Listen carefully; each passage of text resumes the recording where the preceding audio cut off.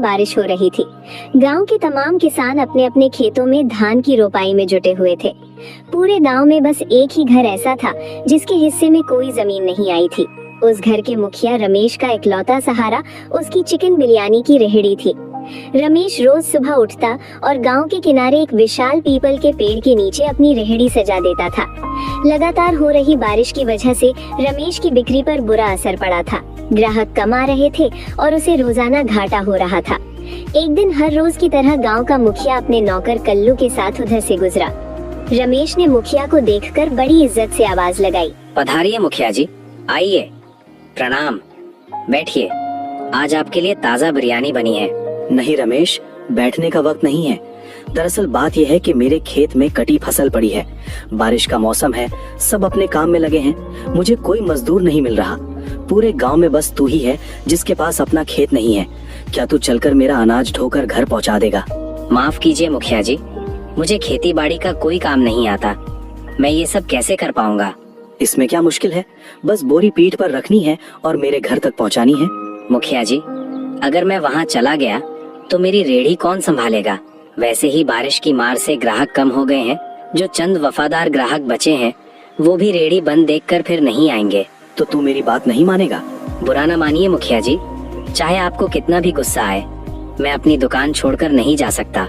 अच्छा ठीक है, देखता हूँ तू इस ठेले से कितना कमा लेता है। तेरी ये सारी अकड़ मैं जल्द ही निकालूंगा। इतना कहकर मुखिया गुस्से में वहाँ से चला गया। थोड़ी ही देर बाद गांव के बुजुर्ग दीनानाथ काका रमेश की रेहड़ी पर पहुँचे। दीनानाथ काका वही शख्स थे जिन्होंने रमेश को ये रेहड़ी शुरू करवाने में मदद की थी, इसलिए रमेश उनका बहुत सम्मान करता था। आइए काका, मैं तो आपका ही इंतजार कर रहा था। बेटा, पहले एक प्लेट गर्मा गर्म बिरयानी निकालो, फिर आगे बात करते हैं। रमेश ने फटाफट एक प्लेट बिरयानी काका को दी। काका ने बड़े चाव से बिरयानी खाई और मुस्कुराते हुए बोले, बेटा, बिरयानी का जायका तो लाजवाब है, लेकिन तुम जो चावल इस्तेमाल करते हो वो मामूली किस्म का है। मैं अपने खेतों में असली बासमती की खेती करता हूँ। तुम आज शाम मेरे घर आना, मैं तुम्हें बासमती चावल की एक बोरी दूंगा। जब तुम उस चावल से बिरयानी बनाओगे ना, तो पूरे गांव में ऐसी महक फैलेगी कि लोग खेत छोड़कर तुम्हारी रेहड़ी पर दौड़े चले आएंगे। ठीक है काका, आपकी बात सिर आंखों पर।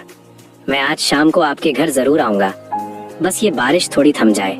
काका के जाने के कुछ देर बाद रेहड़ी के पास एक चमकती दमकती बड़ी गाड़ी आकर रुकी। उसमें से एक शहरी जोड़ा उतरा।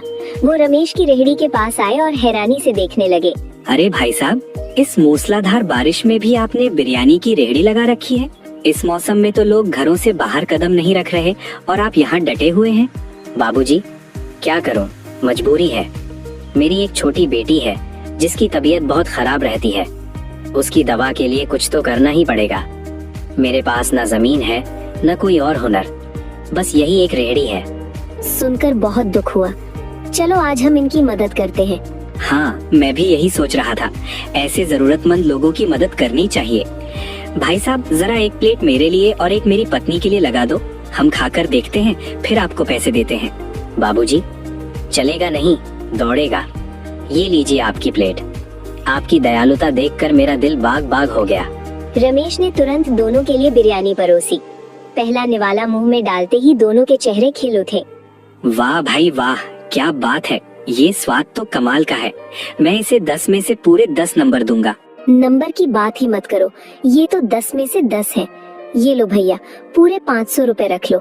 जो भी बचे अपने पास रखना और अपनी बेटी के लिए अच्छी दवा और खाने पीने का सामान ले जाना। हम इस रास्ते से अक्सर आते जाते रहते हैं। कभी कोई दिक्कत हो तो हमारी गाड़ी पहचान लेना, हमें रोककर मदद ले लेना। आप दोनों का बहुत बहुत शुक्रिया बाबूजी, भगवान आपका भला करे।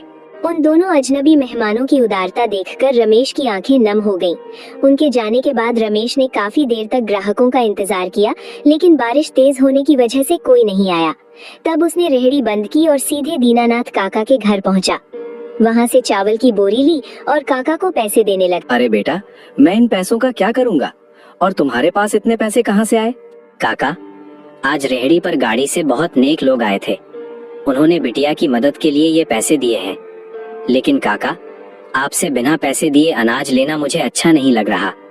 ऊपर से बारिश का मौसम है, आपका भी नुकसान हो सकता है। प्लीज ये रख लीजिए। नहीं बेटा, ये पैसे तुम बाद में दे देना। अभी बिटिया की दवा के लिए तुम्हें पैसों की ज्यादा जरूरत है। तुम तुरंत घर जाओ। रमेश घर पहुंचा। खाट पर उसकी बीमार बेटी लेटी थी और पत्नी गीता बगल में खड़ी थी। चावल की बोरी देखकर गीता चौंक गई। अरे जी, ये बोरी कहाँ से उठा लाए? और ये किस चीज की बोरी है? बिटिया की दवा के लिए तो पैसे नहीं है,